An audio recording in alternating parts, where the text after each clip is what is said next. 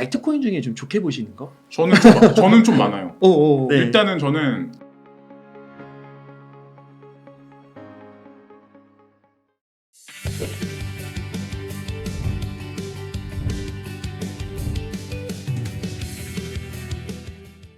이제 이더리움이 비트코인보다 더 올라간다고 했잖아요. 네네네. 그 이유는 뭐예요? 눌려 있죠. 어. 일단 눌려 있고 악재 기사가 지금 워낙 많습니다. 아, 이더리움에 관한 대중들의 인식 자체도 지금 많이 좀 약간 누그러져 있는 현재 상황, 자신감이 없어져 있는 현재 상황. 그리고 제가 봤을 땐 그래서 수익률로 따지면은 이더리움이 좀 높지 않을까라는 생각은 오히려 비트보다. 왜냐면 모두가 다 비트에 집중하고 있잖아요. 그럼 예를 들면 뭐 비트가 10배 가면 이더리움은 뭐 15배 이렇게 가는 거예요? 그렇죠. 저는 그렇게 생각해요. 20배? 뭐 이런 식으로 예를 들어서. 그 이더리움이 상폐될 가능성은 없어요. 에? 그 얘기는 어디서 상패 안 되죠. 상폐 안 돼요? 네. 왜냐면 CME, CBOE 이런 데서 이미 뭐 거기서 거래가 진행되고 있는 걸로 알고 있고 또 하나는 싱가포르의 DBS 뱅크라고 있어요. 그거는 싱가포르의 국부 펀드인 테마섹이라고 혹시 아시죠? 테마섹이라고. 잘 모르는데. 테마섹이라는 국부 펀드가 있어요. 싱가포르? 네. 네. 그 소프트뱅크하고 같이 움직이거든요. 제가 보니까 네. 항상. 근데 DBS라는 뱅크에 좀 돈을 국부 펀드가 많이 넣었는데 거기에도 이더리움이 들어가 있어요. 거기 뭐 비트코인, 이더리움, XRP, 비트코인 캐시, 폴카닷, 에이다 뭐 이렇게 들어가 있는 걸로 알고 있거든요. 네. 그렇군요. 그 뭐 증권성 이슈 같은 거는 이미 다 지나갔다고 보시는 건가요? 알트코인들이 좀 그런 게 있잖아요. 어떤 생각을 하냐면 사실 그 증권성 이슈의 핵심은 XRP잖아요. 그죠? 네. 근데 비트코인 ETF를 승인 내준다고 만약에 SEC나 CFTC에서 만약에 그거를 명확하게 만약에 말을 하려면 증권성 이슈도 명확해져야 되는 거죠. 그렇죠. 그죠? 네. 왜냐하면 상품과 증권에 관한 그렇죠. 명확성이 없으면 비트코인 ETF에 관해서 승인을 내줘도 문제거리가 될 가능성이 높아요.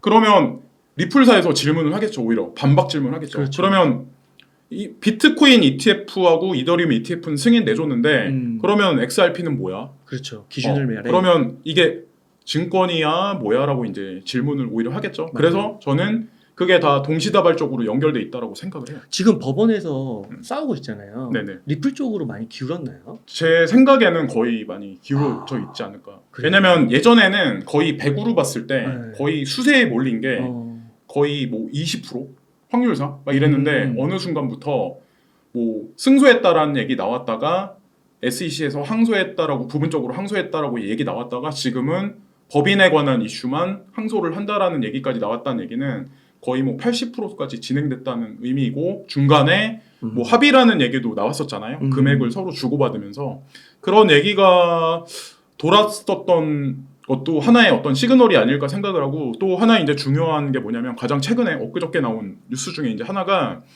블랙락이라고 하는 세계 최대 자산 운용사가 있어요. 그레이스케일 그러니까 DCG 그룹은 가상자산 생태계를 만드는 것 중에 가장 큰 자산 운용사고 세계 최대 전통금융까지 포함해서 전 세계에서 가장 큰 거는 그 블랙록이라는 회사가 있는데 그 블랙록이라는 회사가 비트코인에 관한 티커를 올린다던가 이더리움에 관한 거는 올렸다 뭐 내렸다 이런 얘기는 있는데 맞아요. 얼마 전에 XRP에 관한 거를 올렸다.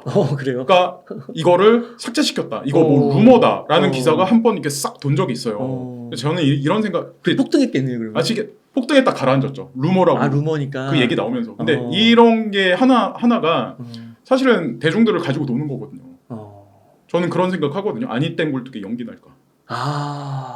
라는 생각을. 건가요? 네. 이미 정해진 건데.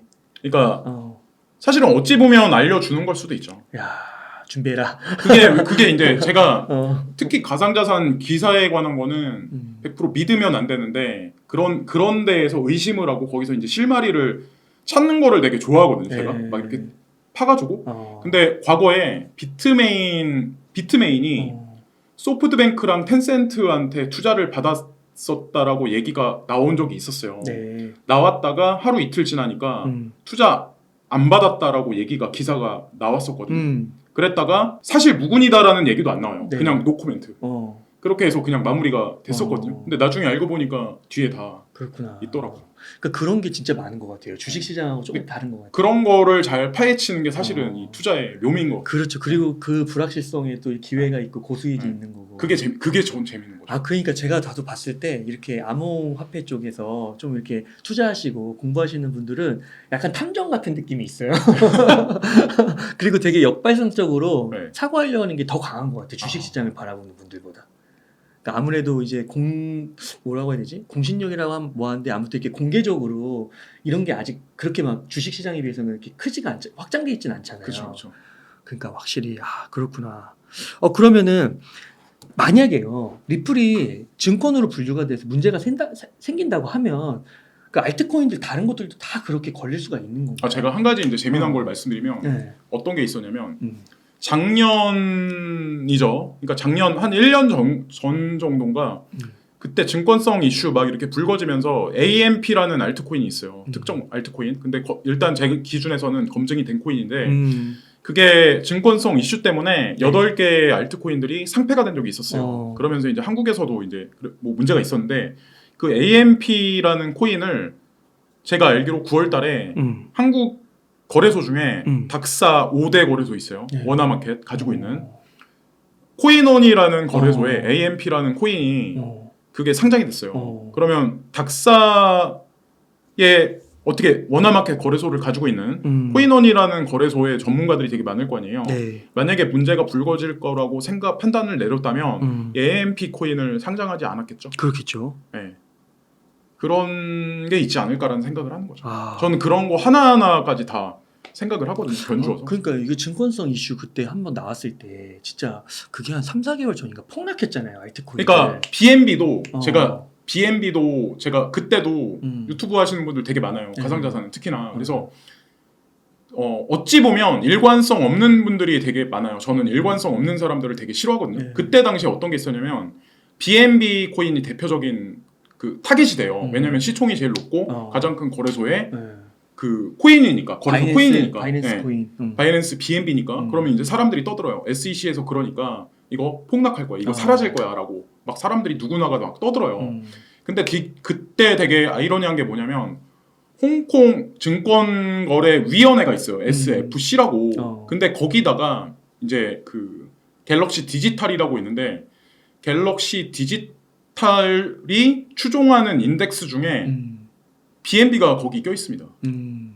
네. 근데 BNB를 그런 거대 자산 운용사가 껴가지고 인덱스를 추종해서 홍콩 자산 운용사에, 그러니까 홍콩 그 증권거래위원회에 신청을 했다는 의미는 사실 뭐를 의미할까요? 우리 개인들이 봤을 때는 SEC가 그렇게 얘기하니까 이거는 끝났다라고 판단하지만 우리보다 훨씬 큰 자금으로 어떤 그런 거를 운영하는 사람들이 그런 거를 거기다가 대놓고 했을 때는 뭔가가 분명히 있었던 거잖아요. 그러네요. 그래서 그때도 저는 의심했죠. SEC가 뭔가 트릭을 지금 짜고 있구나. 사람들은 지금 놀아나고 있구나. 그러니까요. 그때 그렇게 막 폭락하고 나서 지금 또 한 3-4개월 지나 지금에서 보면은 엄청 올랐어요. 네, 맞아요. 그 코인들이. 네. 그러니까 그때 기회였던 거예요. 그렇죠. 근데 거기에 이제 놀아나면 그래서 코인 시장은 특히나 제도권 수용이 명확하게 안 돼 있기 때문에 중심을 못 잡으면 이 사람이 말하면 이 사람 말이 맞는 것 같고 저 사람 말이 맞는 것 같으면 저 사람 말이 맞는 것 같고 이렇게 막 이리 휘청 저리 휘청 할 수밖에 없어요. 그래서 거대 자산 운용사가 추종하고 있는 뭐 인덱스라든가 뭐 ETF 후보군이라든가 뭐 그런 거에서 공통분모를 찾아가지고 투자를 하는 게 맞죠. 이미 거기에는 기관 투자가들이 투자를 하고 있는 종목이니까. 그러니까 알트코인 가운데서도 아까 앞서서 말씀해주신 뼈대 중심축 네. 그게 있는 알트코인이면 그렇죠. 폭락도 기회다. 네, 폭락도 기회다. 그렇군요. 그러면은 찰리 브라운님한테 좀 질문 드릴게. 좀 직접적으로 여쭙겠습니다. 이제 비트코인하고 이더리움은 이제 얘기가 됐다 치고 많이 네네. 검증도 됐잖아요. 네네. 알트코인 중에 좀 좋게 보시는 거? 저는 좀 많아요. 저는 좀 네. 많은데 네. 일단은 저는 아시겠지만 디지털 커런시 그룹의 총수인 베리 실버트를 연구를 상당히 오래 했어요. DCG의 자회사가 그레이스케일 자산 운용사잖아요. 자, 그레이스케일 자산 운용사에 있는 이제 향후에 제가 ETF 후보군 중에 제일 선봉장에 설 코인들 중에 대표적인 게 비트코인, 일단 이더리움, 네, 그리고 EDXM이라는 거래소가 있었어요. 네. 거기에 원래 4개 코인이 들어 있었거든요. 근데 얼마 전에 비트코인 캐시를 거기서 상폐를 시킵니다. 그럼 왜 그런 거예요, 그거는? 그건 저도 모르죠. 아. 제가 검색을 해봤는데 그 당시에 검색을 해봤어요. 근데 이유를 우리가 알 수는 없죠. 그렇구나. 그냥 EDXM이 하는 얘기는 우리들한테 중요한 정보를 받으려면 가입을 해라 라고만 얘기를 하고 나머지는 없어요. 그래서 제가 궁금해서 그레이스켈 자산운용사 그리고 모건클릭 자산운용사라고 또 있어요. 연금하고 미국 연금하고 관련돼 있는데 여기 거 그리고 그 아까 제가 말씀드린 싱가포르의 테마섹이 많은 거의 대부분의 지분을 가지고 있는 DBS 뱅크 이거를 다 제가 조사를 했어요. 네. 여기는 다 그냥 아무 뭐 그거 없다. 우리 그냥 투자. 그냥 그렇게 그래서 여기서도 이제 뭐 앞으로 어떻게 될지 모르겠지만 그리고 그레이스켈 자산운용사에서 그 영국의 FTSE 러셀 지수라고 있는데 거기에 신청을 했는데 거기에도 이 코인은 포함돼 있어요. 그러니까 뭐 EDXM이 거짓말을 한다고 거짓말을 하는 건지 아니면 뭐 어떻게 되는지 결과값은 나오겠죠. 네. 네. 근데 중요한 거는 12OE라고 있어요. 12OE. 12OE. 그러니까 이리스X. 근데 거기에는 비트코인 캐시가 이제 시카고 옵션 거래소죠. 거기에서는 비트코인 캐시가 거래가 되고 있습니다. 오, 그렇구나. 그리고 죄송합니다. 제가 그럼 중간에 비트코인 끊어가지고. 캐시 그리고 이더리움 클래식. 네. 네, 이더리움 클래식 그리고 호라이젠, 라이트코인, 스텔라 루멘, 지캐시. 요렇게가 제가 알기로는 그레이스켈 자산운용사에서 OTC 그러니까 장외 거래에서 기관 투자가들 위주로 거래를 시켜놓고 제가 알기로 ETF 승인을 하기 위해서 4단계가 있는데 비트코인하고 이더리움은 인덱스 3번째 과정을 거쳐서 4번째 신청이 들어갔고 나머지 이더리움 클래식 그리고 라이트코인, 호라이젠, 지캐시 이런 친구들 있잖아요. 이런 친구들은 지금 3단계에서 승인을 그래요? 받기 위해서 준비하고 있는 걸로 알고 있습니다. 야, 지금까지 나와 있는 내용. 네. 그렇군요. 네.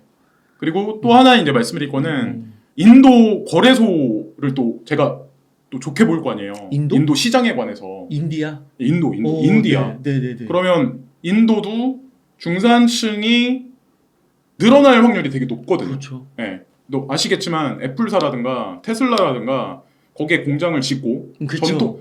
기존에는 뭐 1차 산업 관련해서 뭐 예를 들어서 쌀을 뭐 이렇게 농사를 짓는다거나 막 이렇게 그랬는데 공장이 들어가면 사람들도 꾸준하게 연봉이라는 걸 받잖아요. 중산층이 늘어날 게 분명하고 그렇죠. 이건 거의 그러니까 이미 선제적으로 중국은 이미 그렇게 됐었고 지금 뭐 인구 감소다 이래서 뭐 그런 얘기가 있는데 인도는 앞으로 계속 저는 GDP, GNP가 다른 어떤 국가들보다 지속적으로 6%, 7% 정도는 계속 찍을 거라고 저는 생각을 하거든요. 그럼 중산층이 늘어나고 그들이 궁극에는 금은이 아니라 가상자산을 거래를 할 거고 거기서 그 세금을 얻기 위해서 예, 거기서도 뭐 그럼 인도 거래소 코인 중에 와지어 X라고 있어요. WRX라는 그런 예, 그 코인이 있는데 이것도 지금 폭락을 해서 가격이 되게 안 좋긴 해요. 근데 WRX는 바이낸스가 꽉 잡고 있습니다. 네, 이게 또 그렇게 또 관련이 돼 있더라고요. 네. 그렇구나. 네, 그렇게 돼 있고 뭐 중국의 이더리움이라고 하는 네오코인이 있고 또 하나는 제가 이제 한참 불확실성으로 막 이렇게 궁지에 몰렸었던 위믹스라는 코인이 있었어요. 근데 이제 앞으로 한국엔 이미 코인원에 상장이 됐고 그 다음에 이제 지금 고팍스 현 고팍스 앞으로 뭐 바이낸스가 될지 아직까지는 공식적으로 발표가 안 돼 있지만. 네. 뭐 그렇게 되지 않을까 저는 이제 개인적으로 생각을 하는 고팍스라는 곳에 이제 위믹스가 상장이 돼 있고 향후에 만약에 빗썸에 위믹스가 상장되면 가격적인 퍼포먼스가 또 한 단계 있을 가능성이 높고 최종적으로 빗썸이 상장을 한다면 업비트도 배제하지는 않을 거라고 이제 저는 생각을 하거든요. 왜 이게 중요하니까 수수료. 그렇죠. 네. 근데 뭐 괜찮은 회사니까 만약에 그렇게 되면 위믹스도 그렇고 클레이라고 이제 클레이튼 생태계 있어요. 클레이튼 카카오. 네, 그것도 요즘에 말이 되게 많잖아요. 요즘 들어서 김범수 의장 막 끌려고 하고. 근데 이럴 때가 불확실성이 있을 때가 오히려 좀 약간 하이 리스크 하이 리턴이라고 이런 걸 좀 생각을 해야 될 때가 아닐까. 그리고 저는 아프리카 대륙을 인도 다음으로 좀 중요시하는 곳이거든요. 근데 그러니까 그 인도 다음으로 중요시 아프리카 대륙을 중요시하는데 아프리카 대륙 중에도 나이지리아를 좀 중요시하거든요. 근데 나이지리아 정부하고 좀 약간 여러 가지 도모하고 있는 일을 블록체인 산업하고 관련해서 CTC라고 있어요. 글로아 크레딧 코인 네. 이것도 되게 좋게 보고 오. 그리고 가상자산 시장의 끝판왕인 XRP는 뭐 더 이상 제가 뭐 네, 얘기할 필요가 없고 네. 그리고 잘 될 거라 보세요. 저는 잘 될 거예요. 저는 끝판왕이라고 생각해요. 그리고 그 결과값은 저는 나올 거라고 생각을 해요. 그러니까 모든 코인 중에 비트코인을 통틀어서 모든 코인 중에 현물 경제에서 현실화 시킬 수 있는 가장 최대의 프로토콜이 사실은 XRP라고 저는 이제 생각을 기술력이 하거든요. 엄청나다고 하더라고요. 그러니까요. 진짜. 이미 뭐 전 세계 중앙은행들하고 관련해서 이미 프로토콜로서 핏줄을 7핏줄을 이미 다 깔아놨는데 그게 가격에 지금 반영이 안 돼서 그렇지 최종적으로 어느 순간 활용 점정에 거기에 이제 혈액이 돌기 시작하고 그게 검증되는 순간 XRP 가격은 제가 생각했을 때는 좀 상상을 초월하지 않을까라는 생각을 하는 거죠. 그렇군요. 거기다가 두 개를 더 이제 말씀드리면 하나는 이게 멀티 체인이 아마 되게 중요해질 거예요. 코인과의 연과 관계, 당점을 같이 뭉칠 수 있는 어떤 브릿징 역할을 해주는 거기서 이제 그 매트릭스 포트라고 하는 기관이 있어요. 우지안이 이제 비트메인 이후에 설립한 회사가 있는데 거기서 이제 거기 포트폴리오도 있는데 하나는 이미 가격이 많이 형성이 됐어요. 5,000원에서 2만 원 근방까지 단기적으로 올라갔거든요.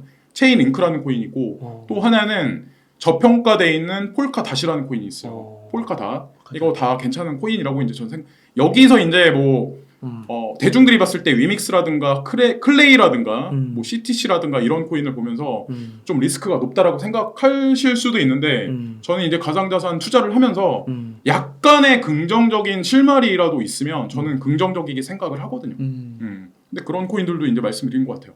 그 너무 감사한 게, 그러니까 이 방송을 지금 이 알트코인 부분 들으시는 분들이, 그러니까 엄청 많잖아요, 알트코인 가운데. 네. 진짜 저도 업비트 이렇게 보니까 너무 많더라고요. 그래서 뭔지도 잘 모르겠어요. 근데 이렇게 찰리 브라운님께서 2018년부터 오랜 세월 투자하시면서 또 봐오시고 공부도 다 해주신 다음에 한번 필터링을 해주신 거잖아요. 네. 그러니까 이게 다 정답이라는 게 아니라 이걸 여기서 한번 해보면 큰 도움이잖아요, 사실. 네. 처음 접하시는 분들은. 그래서 그런 차원에서 정보를 주신 거다, 그렇게 생각해 주시면 좋을 것 같고. 그럼 제가 미디어에서 조금 언급되는 거 몇 개만 더 여쭤볼게요.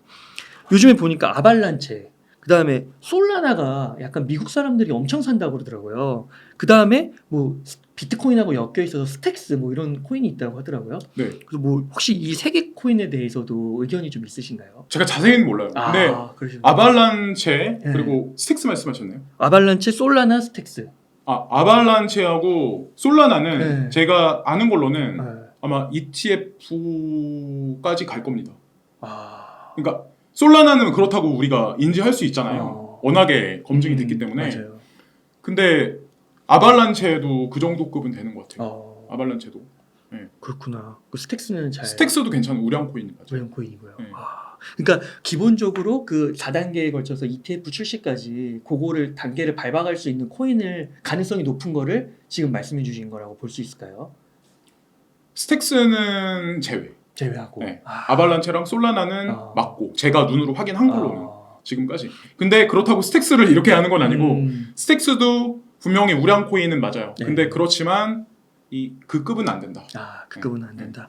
그래서 앞에서 또 뭐 또 얘기해 주신 게 뭐 폴카다, 체인링크 이런 것도 많이 들어봤거든요. 그러니까 근데 또 되게 의외인 걸 제가 이제 말씀드리면 도지코인이랑 시바이누 있어요. 그게 안 나오네요. 도지. 근데 되게 웃긴 게 뭐냐면 도지코인이라고 하면 코인 시장에 오래 계셨던 분들도 잘 모르시는 분들은 쓸모없다, 밈코인이다, 이따가 사라질 거다. 밈코인이 그러니까 밈이라는 얘기가 그런 얘기잖아요. 테마 같은. 네, 그냥 테마적으로 그냥 잠깐. 근데 그게 아니죠. 결론적으로 그게 드러났습니다. 뭐가 뉴스가 나왔어요. 제가 이제 어저께 이제 오늘 새벽에 딱 일어나서 이제 영상에 올리긴 했는데 바로 이런 거죠. 그 인터컨티넨탈 익스체인지에서 벡트를 만들었잖아요. 그것도 벡트를 인터컨티넨탈 익스체인지에서 혼자 만든 게 아니잖아요. 근데 뉴욕 증권거래소의 모회사가 인터컨티넨탈 익스체인지예요. 그 정도로 이게 있어요.